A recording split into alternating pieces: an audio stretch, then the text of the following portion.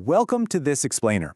Today we're going to completely absolve you of your so-called mechanical ineptitude by exploring the absolutely fascinating psychology of everyday design. Seriously, if you've ever felt completely foolish trying to operate a seemingly simple object, I promise you, you are in exactly the right place. Look, we've all been there, right? You confidently stride up to a door and push, only to realize it was meant to be pulled. You bump into it, you kind of blush, you quickly look around to see if anyone saw you, and you immediately blame yourself for the mistake. But what if you aren't the problem at all? Get this. Kenneth Olson, who is an MIT-educated engineer and the CEO of a major tech company, actually confessed to his own board that he couldn't figure out how to heat a cup of coffee in his own company's microwave oven. I mean, if a brilliant engineer is baffled by a microwave, absolutely nobody is immune to the frustrations of everyday objects. So let's kick things off with Section 1, the curse of Norman doors. You know when an object gives you the completely wrong clue about how to use it, or maybe no clue at all? That is a Norman door, named after design expert Don Norman. The crucial takeaway here is this. What we call human error is usually just equipment failure plus bad design. When complex control rooms fail, or when we literally just stumble over a weird water faucet in a hotel bathroom, it's almost always a failure of communication between the designer and the user. It is rarely just you being clumsy. To shift our perspective from self-blame to critical observation, we're going to master 4 foundational pillars of design psychology today: conceptual models, affordances, constraints, and feedback. Let's jump straight into the first one. Section 2, the power of conceptual models. This first pillar addresses our mind's desperate need to find meaning and logic in the stuff around us. We are explanatory creatures. A conceptual model is basically the mental story we form about how an object, an event, or a system works, which lets us predict what will happen when we do something.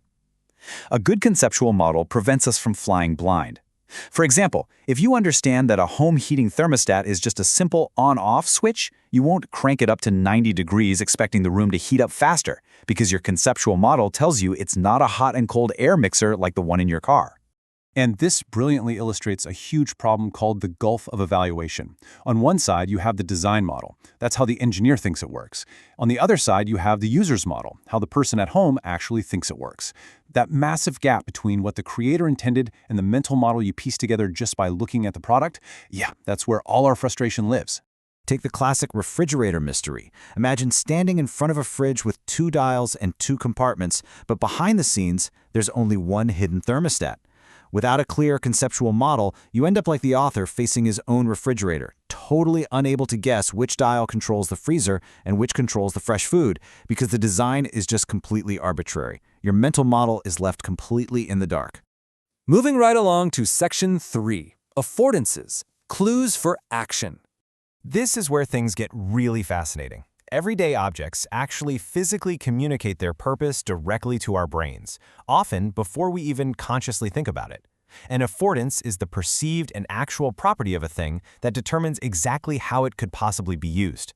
Think of affordances as built-in visual clues. A flat metal plate on a door, that affords pushing. A round knob affords turning. A small slot affords inserting. And glass affords seeing through.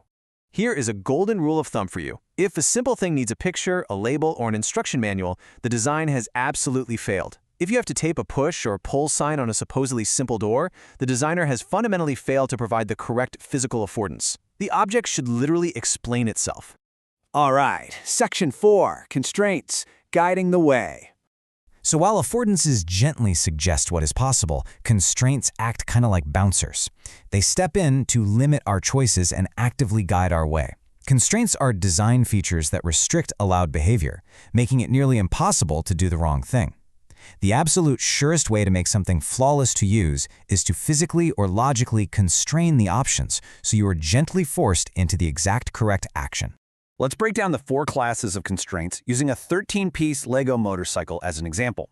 You've got physical constraints, meaning the small pegs literally only fit into specific small holes.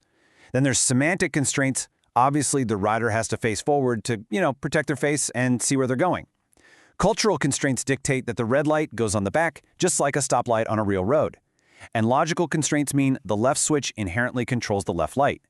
When you combine these, physical, semantic, cultural, and logical constraints perfectly guide a user to assemble the toy without ever opening an instruction manual.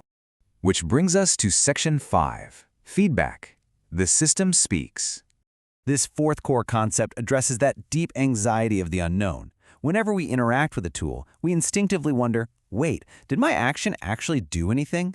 Feedback is the system sending back continuous and immediate information about what action was just completed. Without feedback, we're basically operating in a void. We blindly press elevator buttons over and over, we accidentally execute computer commands twice, or we turn things off at exactly the wrong time just because we had no idea the machine was already working.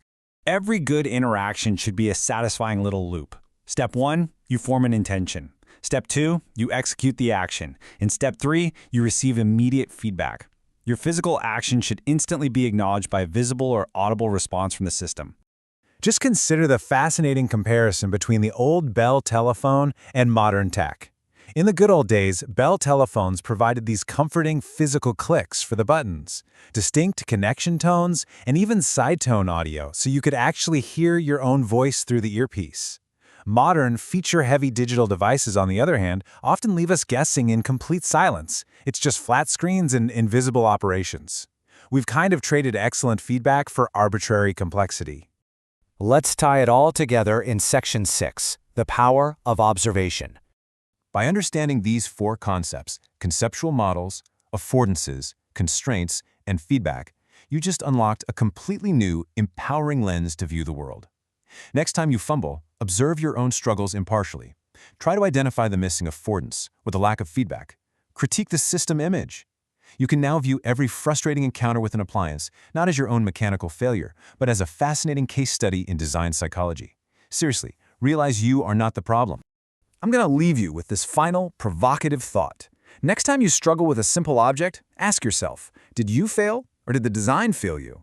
As you wrap up this explainer and head out into the world today, stop carrying the guilt of human error. Start asking, who designed this and how could they have made it better? Keep your eyes open, and I bet you'll never look at a door the exact same way again.